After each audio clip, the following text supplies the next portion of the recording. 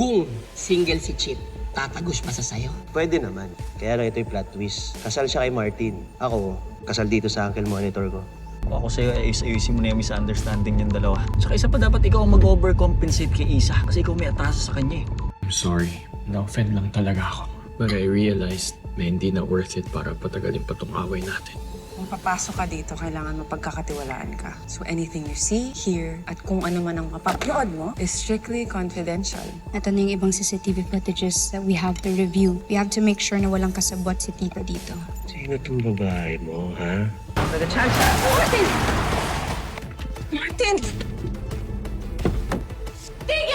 Huwag po ma'am, wala po akong kasalanan. Ba't ka tumakbo? Ba't may naimbestigan si Martin doon? Dahil ba sa nangyari kay Tito? Eh, close sila, di ba? It's so obvious na insecure lang kayo kay Martin. Anak ko kayo ng biktima? Opo, sa yung tatay ko. Pa! Tinawagan ako ng gaming commission. They want us to take down this illegal online sabong network. Sige, Chip. Kami na bahala dyan. Tawagan mo na lang ako kung may kailangan ka, ha? Salamat po.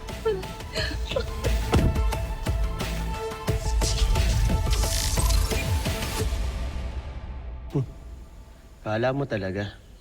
Kumakasta, kala mo ulirang asawa.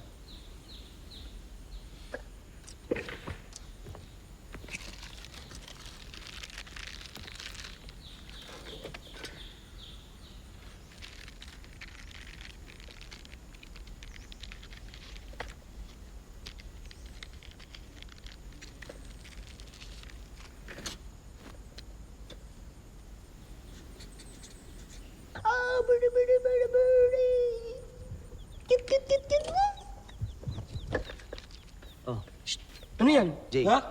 Ano yan? Wala. Chicks yan? Chicks yan? Anong inimbestigahan mo? Ha? Yung kaibigan ko, nahuli ko yung asawa, may babae. Kaibigan? Paano ka nagkaroon ng kaibigan? Wala ka naman nakakausap sa labas. Ha? Eh, di dito sa loob. Teka lang, ba't ang dami mong tanong? Salo. PBI? Teka, anong plano mo? Sabihin mo ba sa friend mo yan? Di ko nga alam eh. Siyempre, concern ako dun sa friend ko. Pero paano kung magalit pa sa akin, di ba? Ito, payo lang as a friend, ha? Intindihin mo mabuti yung nararamdaman ng friend mo. Okay? Kung malaman man niya, either na masasaktan siya or makakatulong ka sa kanya. Team, tigil niyo muna lahat ng ginagawa niyong walang kinalaman sa trabaho. Bago tayong kaso. Labas mo yan, JJ. Sige. Dahil sige ako na. Bisa mo.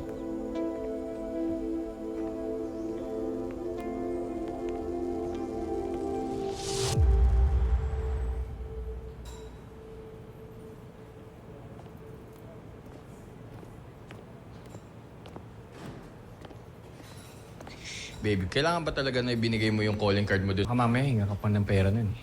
Martin, ano ka ba? She needed our help. Tsaka buti nga sinettle niya kaagad yung kaso eh. Kahit alalang-alala siya sa tatay niya. Pinili niyang ayaw niya tayong maabala. Okay, fine. Pero hindi ko pa rin talaga maintindihan yung mga taong tulad niya. I mean, why would you take your own life? Mukhang maayos naman yung anak niya.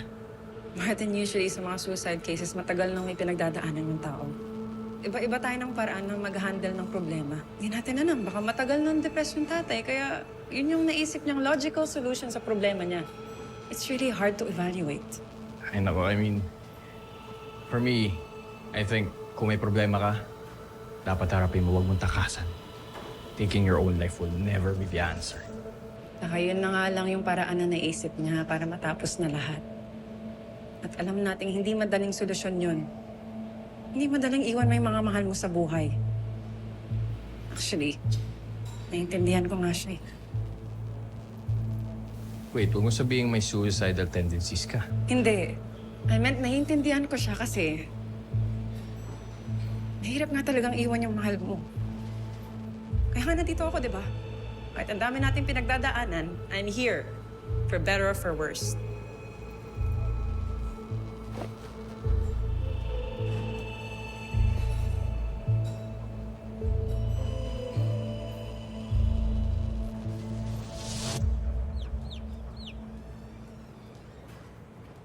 Alex? Anong ginagawa mo dyan? Ano tinatago mo? Sinusundan mo ba kami? Ba't kami ganyan? Hello? Ano? Ba't natameme ka? Tameme? Baka gusto mo ikaw matameme pag nalaman ni Isa na Intindihin mo mabuti yung nararamdaman ng friend mo. Kung malaman man niya, either na masasaktan siya or makakatulong ka sa kanya. Malaman na? may bago tayong kaso. Isabong. Nantay ka na sa taas ng grupo eh. Kaya kami ganyan. Hello? Ba't parang may sabong na nangyari dito? Nagkakaasaran lang, tita. Martin, kanina pa hinahanap ni Director Gaston. Yes, Tita Glo. Nagkausap na po kami. Papunta na ako sa opisina niya. Isa, mag-iingat ka sa kriminal na yan, ha? Kriminal? At least ako, kahit kriminal, marunong ako magpahalaga sa mga mahal ko. Hindi ka gaya na iba dyan. Ano sabi mo? Tama na, tama na. Next, halika na. Balik na tayo sa Abang. base. Eh, Chief. Halika na. Tama na nga yan. Para kayo mga bata. Sa'yo na to. Mahilig ka naman sa chicks eh.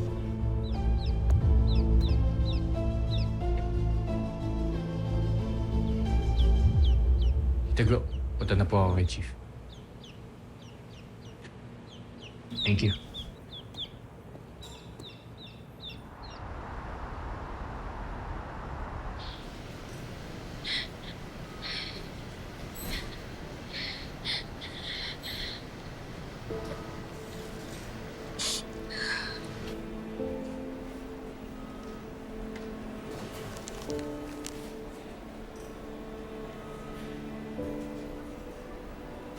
Kali, anak, hindi ko gustong gawin ito, pero ayokong madami ka pa sa mga pagkakamali ko. Lagi mong tatandaan, mahal na mahal kita. Ayun naman eh. Pero kung sino masamang maadik sa sugal. Ano mo tuloy nangyari sa'yo? Tay, kung may problema ka sa pera, sana sinabi mo sa akin. Dahil para sa na naging accountant ako, hindi naman pala kita matutulungan.